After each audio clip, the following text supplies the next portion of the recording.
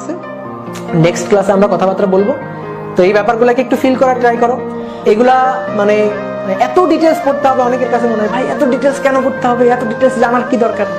এত ডিটেলস তুমি যদি না জানো, মানে হালকার উপর ঝাপসা, ঠিক আছে, অনেক টিচার আছে হালকার উপর ঝাপসা পড়া শেষ করে দেয়, ঠিক আছে, এত গভীরে ঢোকে না। কিন্তু আমার টার্গেট যেটা, সেটা হচ্ছে ফিজিক্সটাকে তুমি একটু ফিল করো ভাই, ঠিক আছে, একটু ফিল করে বোঝার ট্রাই করো। এদের কথাগুলা, এদের এই যে এই চিত্রগুলা কিন্তু কথা বলে, ঠিক আছে, এদের কথা, এদের ভাষা একটু বোঝার ট্রাই করো, একটু ভালোবাসা নাও, ভালোবাসা নিয়ে পড়ো, তাহলে হবে।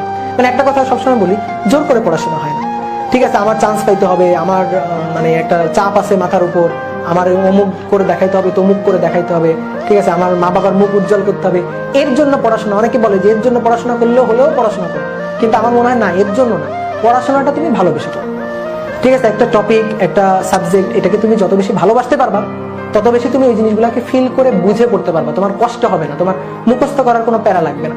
তুমি দেখবা ওই জিনিসগুলো নিয়ে ভাবতেও ভালো লাগতেছে।